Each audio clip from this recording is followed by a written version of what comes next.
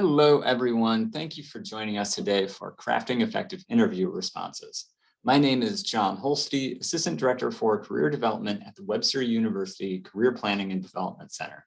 I am the career advisor for students in the College of Arts and Sciences, the School of Communications, and the Leisure Dean College of Fine Arts. Today, we're going to be discussing how you can approach crafting effective interview responses so that you can make sure that in interview settings, you are providing answers to questions in a way that clearly communicates your strengths and notable skills and experiences to the listener. This webinar is being recorded and will be available on the CPDC's YouTube page within the next 2 days. Additionally, all registrants of this event will receive an email to their Webster issued email address with a link to the presentation Spark page, along with additional resources by tomorrow afternoon. After the presentation, there will be time at the end for you to ask any questions that you have. I encourage you to ask questions, and you can feel free to enter your questions into the chat at any time during the presentation. All right, let's get started. In today's webinar, we will be discussing a number of different aspects associated with interviewing, and we'll really be focusing on strategies for developing and delivering high quality responses. But first, we'll discuss the purpose of interviews and really take a look at why interviews are used and what the objectives are for both the interviewee and the employer. Next, we'll touch on the typical interview format and the common sequence of events. Then we're going to discuss what you can do to prepare effectively ahead of time and the importance of conducting research about the employer. Next, we'll talk about the different types of questions and look at some of the differences between them. Then we're going to explore some different techniques for developing responses. There are some really useful tools that you can use to make sure that you are addressing an employer's questions effectively, and we're going to really dive into them so that you can feel confident that your responses are capturing the attention of the employer and addressing the areas that they are most interested in hearing about. After that, we're going to take a look at some of the most common interview questions and discuss how to approach answering those questions in a highly effective manner. Finally, we'll briefly touch on some aspects associated with interviewing and nonverbal behavior and other considerations to keep in mind. One of the main purposes of interviews is that it provides an opportunity for you to demonstrate and discuss why you're the best candidate for the position. This is your chance to make a case about why you are well positioned to succeed in the role and provide evidence that demonstrates that you can fulfill the responsibilities of the job. You can do that by highlighting and focusing on your notable skills, experiences, and qualifications. Really emphasizing the specific technical or transferable skills that you have can help show the employer how you have developed tools that would be applicable in this role. Additionally, interviews are a chance for you to highlight the experiences you have had in the past and the specific qualifications you have, which might suggest that you're prepared to succeed in the role. As we'll talk about in a little bit, being as prepared as possible and trying to anticipate what kinds of questions you will be asked can be really useful for making sure that you have high quality responses, which you have already thought about and prepared for. An aspect of interviewing that is often overlooked, however, is that this is an opportunity for you, the interviewee, to learn more about the company, the position, and to determine whether or not the opportunity aligns with your expectations and your goals. You may find throughout the course of the interview that the organizational culture doesn't quite match what you were hoping for, or that the position itself isn't what you imagined when you applied. Conversely, you may find that you're even more interested in the opportunity, or it may serve to confirm your original interest in the position. In either case, interviews are not entirely one-sided and not just about you making a compelling case to the employer. Asking questions can help you determine a fit, and it is incumbent upon the employer to do the same by answering any of the questions that you have. So, typical interview format. Interviewers don't usually launch right into questions. More often, there is a little bit of small talk and a greeting. Traditionally, in-person interviews, you could probably expect to shake the interviewer's hand, though in this day and age with potential health concerns, that practice is becoming a little bit less common. You may want to consider for yourself how comfortable you are shaking the interviewer's hand, and if you are uncomfortable with that, have an idea of how to express that professionally and what you might say. Prior to the interview, assess how comfortable you are with shaking hands, and if the interviewer extends their hand, Be prepared to either shake their hand or express that you would like to, but for health-related reasons, you would prefer not to. Then usually a first question may be a more open-ended question like, tell me about yourself. For these questions, a lot of times people may be unsure how to respond, how much to say, and what to talk about. Fortunately, you can consider this ahead of time and sort of practice your response. We'll talk a little bit more about that a little later on in the common interview questions section of the webinar. I think it's important to note that not every interview follows exactly the same structure, and there may be some variation in how they go. Some interviews are more conversational and fluid, while others may follow a more straightforward, kind of rigid question and answer type of format. In either case, generally at the end of most interviews, there will be an opportunity for you, the interviewee, to ask any questions that you have. I'll talk about this further in just a little bit, but this is a great opportunity for you to make a good impression and demonstrate initiative to the employer and show that you've really taken it upon yourself to become knowledgeable about the company. Coming into the interview with already prepared and thoughtful questions is a really good idea and can help form a positive impression. Additionally, there may be many different interview modalities. Historically, the most traditional interview has often been a one-on-one in-person interview. Some interviews involve multiple people or a panel. There are also phone and video conference interviews, both of which are becoming increasingly more common. I always recommend trying to find out what to expect so that you can prepare effectively and also visualize the interview beforehand. When you are first invited to an interview, if the interview format isn't clear, you can always inquire. You can say, would you mind telling me a little bit about the format of the interview and who I might be talking with? More often than not, this information will be made available to you without asking, but that's not always the case. So preparing effectively and conducting research. One of the questions I get asked all the time by students is, how can I make sure I do well in my interview? And my response to this is pretty much always the same. Make sure that you are prepared by researching the position and company ahead of time so that you can try to anticipate possible questions. The more work you put into preparing, the more ready you will be no matter what the questions are that are asked. That way you are prepared and you will likely feel more confident going into the interview. If you've already considered how you might respond to a question if asked, that creates less pressure to think of and deliver a response right in that moment. If you've already thought about what to say if asked about XYZ, you can more seamlessly deliver a quality response. A good way to prepare involves really spending some time examining the position description, looking for keywords, and figuring out what the job entails. Look at the responsibilities associated with the position. That's going to give you a solid understanding about what the employer is going to want to know about. Say, for instance, the position description mentions that the ideal candidate has experience using Adobe Publisher, has great communication skills, and team-based experience. You can then use that information to kind of anticipate questions that you might be asked that revolve around those different items. It then is important for you to consider different examples or situations that you could bring up if asked about it ahead of time. That way, you've already considered possible responses or perhaps even rehearsed responses before you're even asked. The more effort you put into it beforehand, the less you'll have to rely on thinking quickly and delivering a response in the moment. This extends to key themes too. If I'm preparing for an interview, I make sure to actually physically print off a copy of the job description beforehand, take a highlighter and go through line by line and look at what the description outlines. Look for patterns and themes. Maybe it really emphasizes a need for flexibility, or maybe it mentions multiple times the need for strong organization skills or working as part of a team. Evaluating the position description and finding these pieces of information can help you formulate responses that are going to resonate with the employer and ensure that they are aware of the many reasons that you are the best person for the job. And finally, it's a good idea to research the company prior to the interview. Try to familiarize yourself with the organization's products, learn about their values, and try to find out any recent news that involves the company.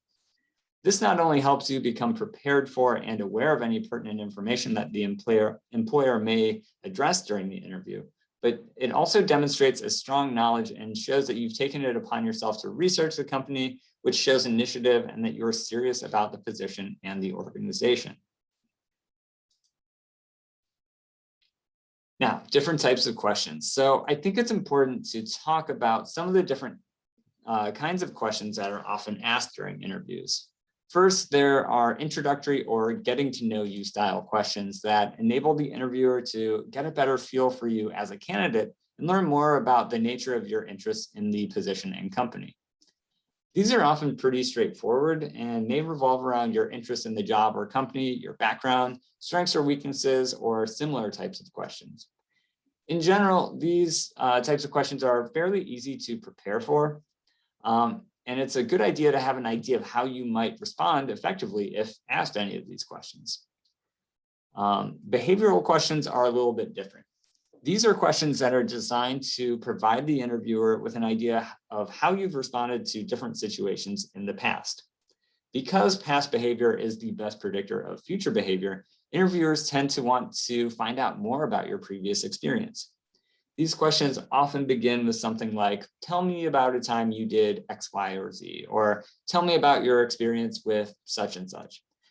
These questions present opportunities for you to highlight specific examples and instances in which you were effective in your previous role, and to provide the interviewer with information about your positive responses and solutions to challenges. Because these questions aren't quite as direct and straightforward, they require a little bit more of an explanation for the interviewer to get a thorough understanding about the experience. Fortunately, there are a few different techniques, which we will cover in just a moment, that you can use to make sure that you're providing all the information necessary to the employer in a clear and coherent way. As I alluded to earlier, preparing effectively is the best way to ensure that you're well positioned to provide effective responses. Considering your strengths ahead of time and thinking through examples that you may want to cite is key to generating and delivering high quality responses in the interview. Taking time to reflect on accomplishments and positive examples well in advance can be a very useful strategy. That way you aren't tasked with having to think on your feet in the moment and think through all of your past experiences when the question is first asked. Instead, you already have an idea of the direction you want to go with your response. For those behavioral questions that we've discussed, there's an especially helpful method to ensure that you're providing a clear and effective response called the STAR technique. STAR stands for situation, task, action, and result. Let's break that down a little bit. First, situation. So you'll want to provide the interviewer with a little bit of context about the situation, just enough to sort of catch them up to speed about the necessary information about the situation. Try to be aware of how much time needs to be spent on this, though. Enough so that they have a decent understanding, but not so much that too much time is being spent on unnecessary details and the focus is being drawn away from the most important pieces. Then there's the task. So this is what the challenge was that you were faced with. What obstacle did you have to overcome? These first two, the situation and the task, are used to kind of set the stage, providing that context and overview about the nature of the situation. The second two, action and results, are really the most important pieces. The action involves ultimately what you did to remedy the problem or provide a solution. If possible, try to describe the process in which you did that along with the skills that you used. Did your solution involve interacting with others? Or maybe it involved innovative problem solving or using a specific skill set. Whatever it is, thinking about how to describe it in an interview ahead of time is going to help relieve some of that pressure of having to form a cohesive story on the spot. And then finally, the result. Ideally, your action had a positive impact or result. Hopefully, whatever you did produced a beneficial and positive result somehow. Or if the situation you discuss had a less than ideal result, describing what you would do differently next time would work as well. The result is the final piece of the STAR puzzle. So by the end of it, you have a clear, easy to follow story that describes the entire experience. Now let's take a look at an example.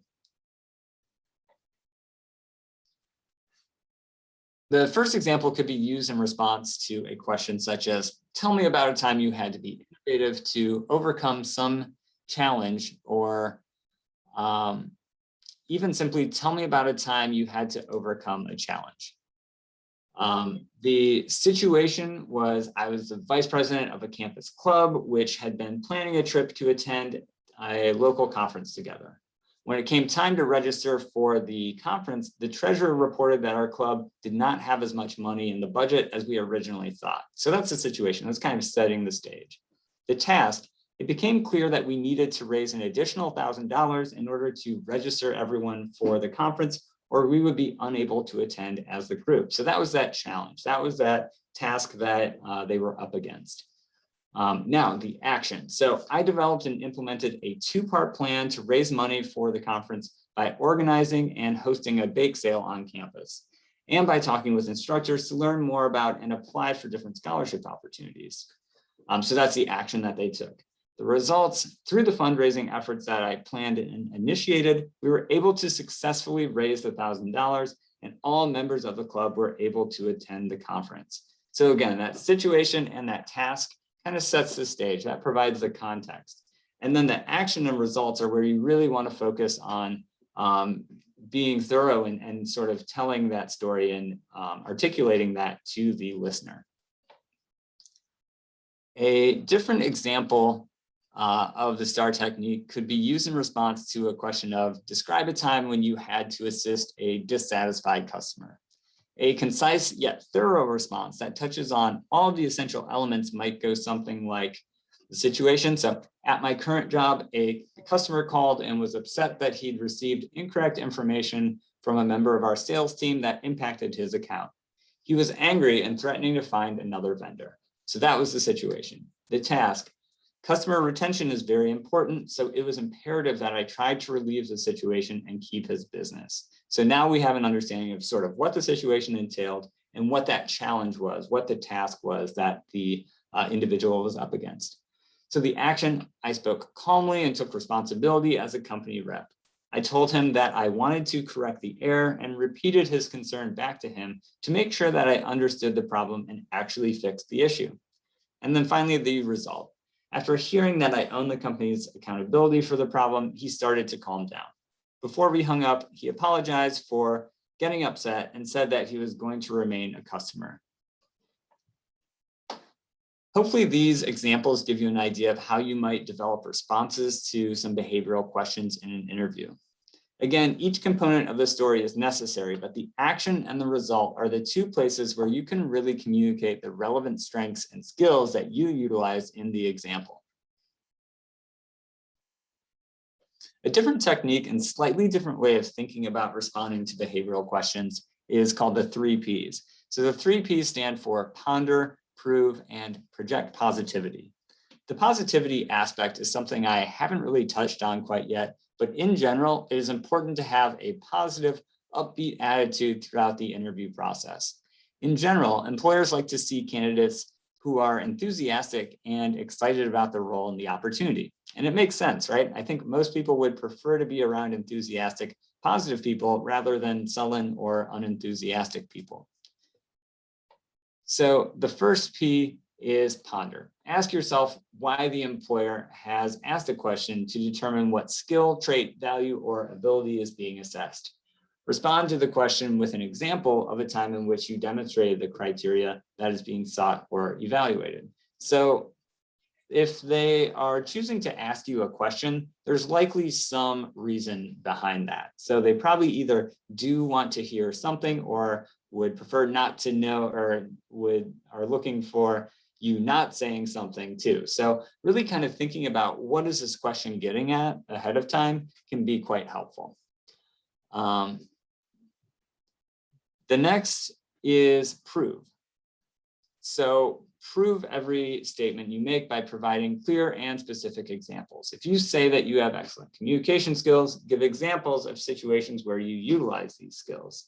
If you claim that your university has provided you with a well-rounded education, discuss the curriculum requirements. This kind of goes back to the STAR technique. So rather than making the employer take your word for it, really be mindful about how you can demonstrate certain points through well laid out examples. And finally, as I touched on a moment ago, the third is project positivity.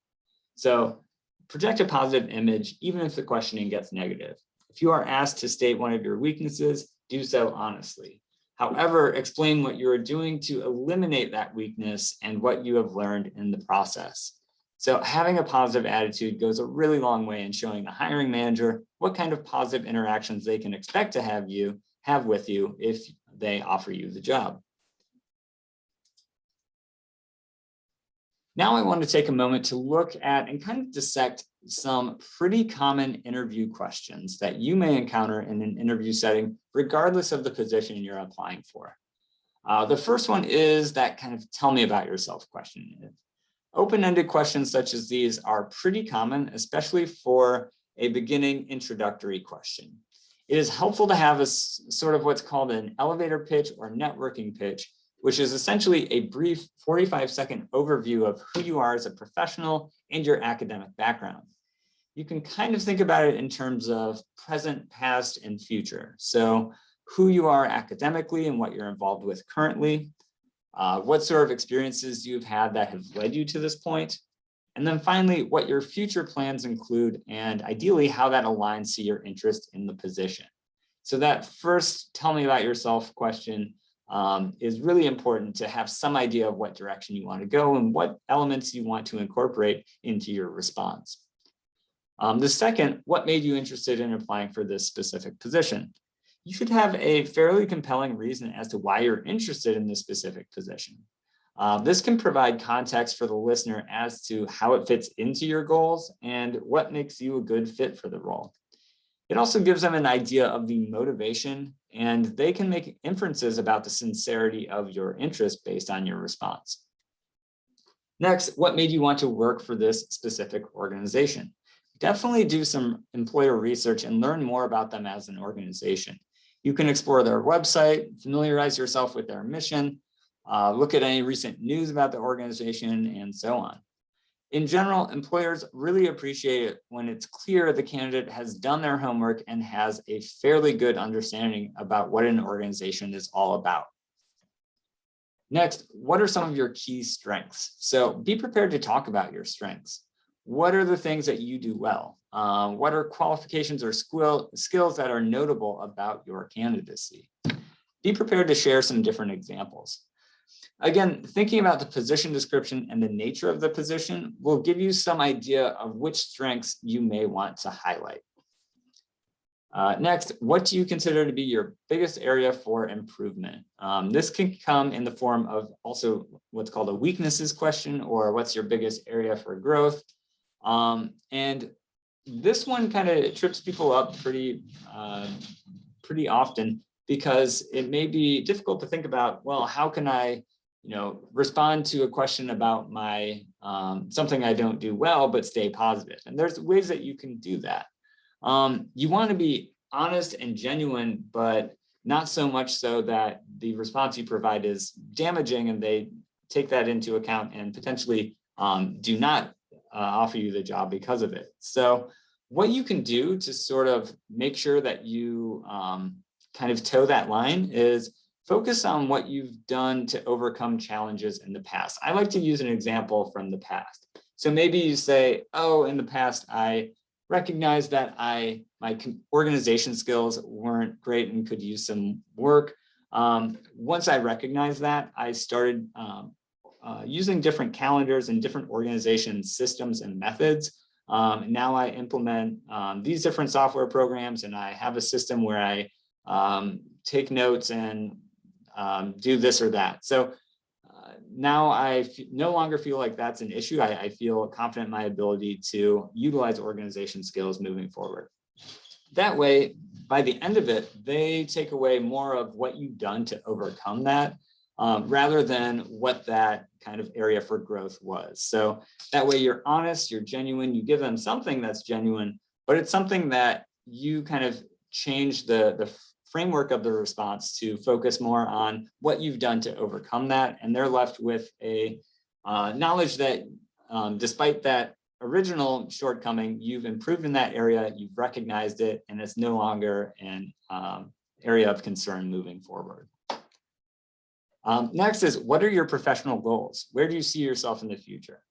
Employers like to know what your professional goals include.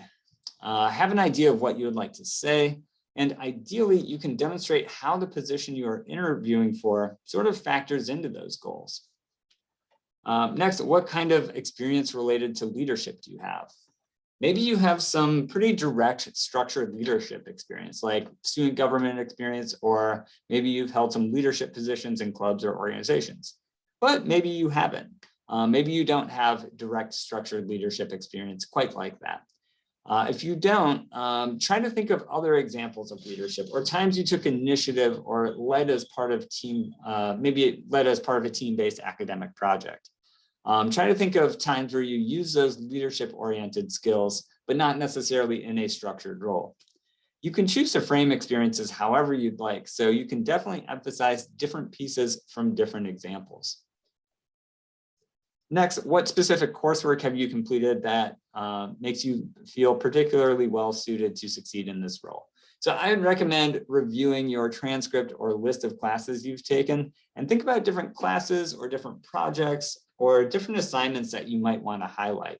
Really thinking about the extent of your academic experience can be helpful, and connecting certain classes to certain skills or qualifications associated with the role would be ideal.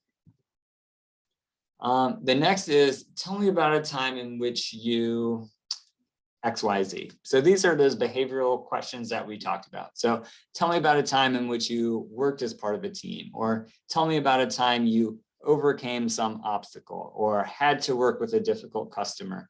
There are a lot of different iterations of this behavioral style question, and really going back and thinking about and trying to anticipate which questions they might ask about, and having different examples prepared is the most effective way to be confident in your ability to answer those.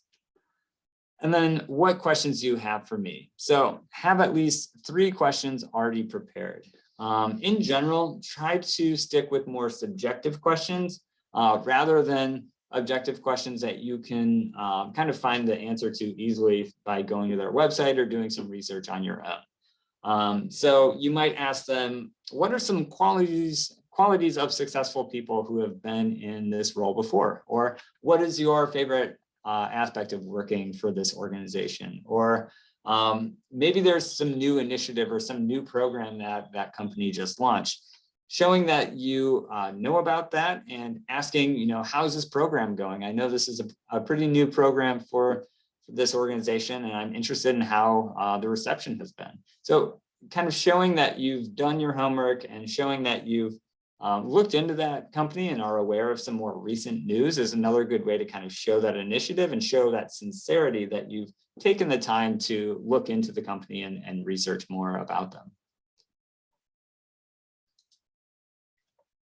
And finally, nonverbal behavior and additional considerations. So I want to quickly go over a few other items, and although they are not necessarily directly tied to answering questions, they're still very important considerations that apply to the interview process as a whole. First, maintain a positive and optimistic attitude. Smile and demonstrate enthusiasm. So this kind of goes back to the, in general, we prefer to be around people who are positive and enthusiastic rather than folks who aren't as positive. So definitely show that enthusiasm and make sure that they're aware that you're very interested in that position and that you're excited about the prospect of working for that company. Next, use appropriate eye contact. So you want to kind of make sure that you're showing you're engaged, you're maintaining eye contact, but you're not necessarily staring, and you also aren't just looking at the, staring at the ground. So that would show that, maybe you're not as engaged in that conversation. So you want to kind of walk that line of moderation and maintain consistent eye contact, but not to the point where you're staring, and also not just looking down at the ground or looking down or away from the interviewer. And then in virtual formats, try to look towards the camera in addition to your screen. And I know it's kind of easier said than done. Oftentimes, if we're speaking to someone via Zoom or some online platform, we tend to want to look at the screen because that's where they are. But try to kind of mimic that eye contact that you would be that is important that you would be giving in an in-person situation by kind of glancing up at the camera or trying to look at the camera for some of the time and then looking at the screen some of the time. And then use good posture. So sit upright, try to kind of lean a little forward slightly to demonstrate interest. Try not to slouch or be in too relaxed of a position. And then be aware of any nervous habits that you might be engaging in. So that might include like tapping your foot or pen or fingers or anything like that. That can be kind of distracting at times. And so you might not even be aware that you're doing it. And that's why it's so important to have like a mock interview with ideally your career advisor or friends or someone trusted that you're close to kind of do a mock interview and a dry run, so to speak. So try to just be aware of what your body language is doing and what you're kind of doing in the moment. And then if applicable, use online resources. So Glassdoor is one that you can use in order to learn more about other people's interview experiences at that same company. So try to do some research and find out kind of what that might look like and what you can expect. Finally, I want to just kind of wrap up and go through some of the main highlights that we covered today. So really prepare effectively, review the position description and research the company so that you can anticipate possible questions and develop potential responses ahead of time.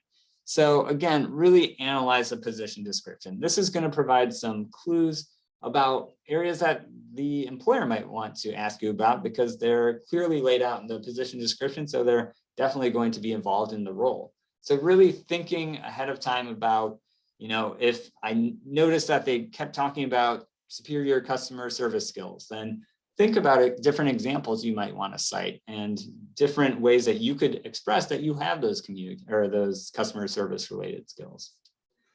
And then think about your past skills and experiences and how you might describe them effectively to an employer. So what are those examples? And if you do have an example, how could you maybe apply that STAR technique to make sure that you are providing a great response? Next, develop and practice an elevator pitch or a response to an introductory getting to know you style question. So you want to have an idea of what you're going to say when they say, so tell me about yourself.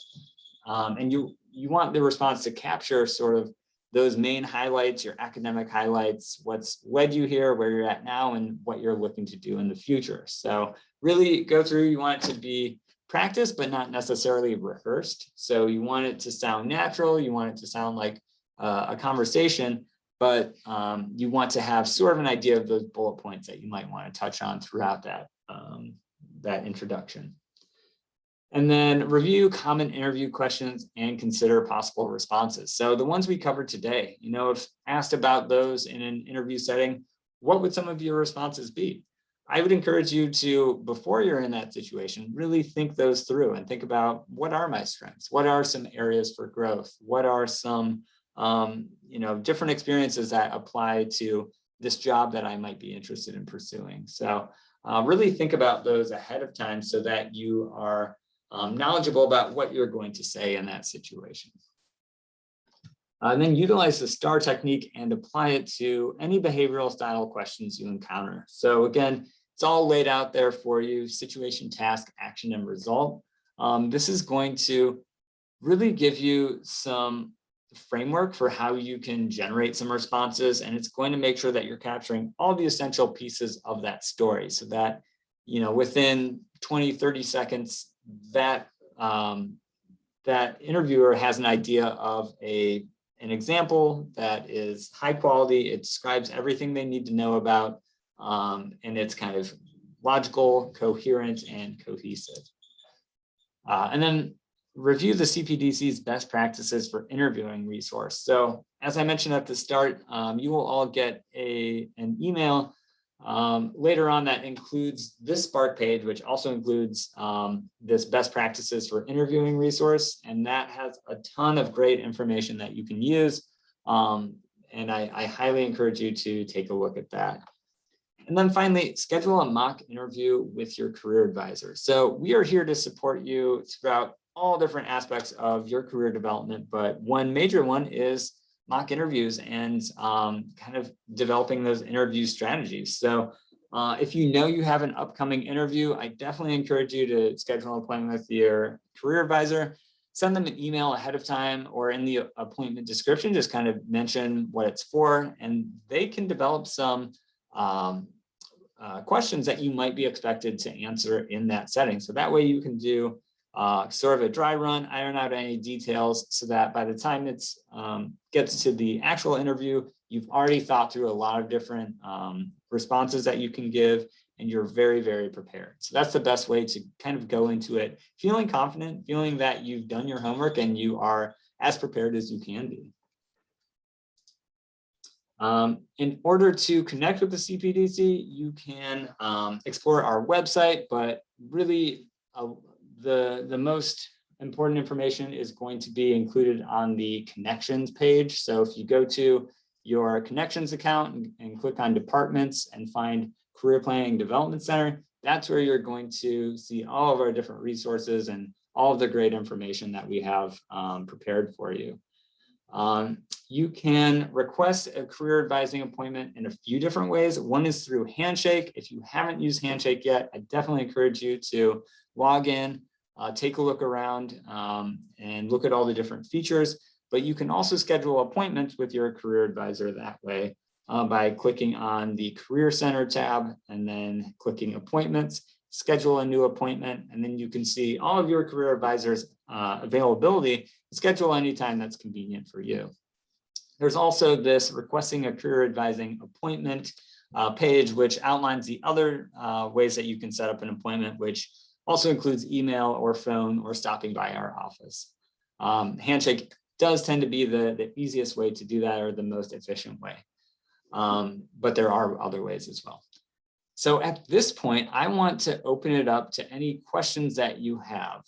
Feel free to either enter them into the chat or unmute yourself and just go ahead and ask away. As long as it pertains to interviewing in some way, shape, or form, please feel free to ask away. I'm here to answer whatever questions you have for the remainder of our time today.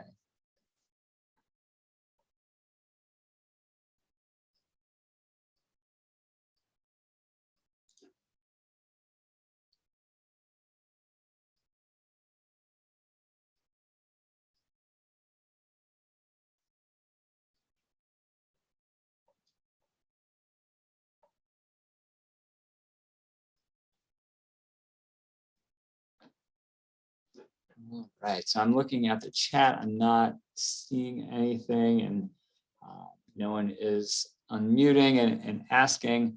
I'll give it a few more moments. If you do have a question, feel free to put it in the chat now. Otherwise, in a little bit, we'll just go ahead and conclude, but I'll just keep this open for just a few more moments here.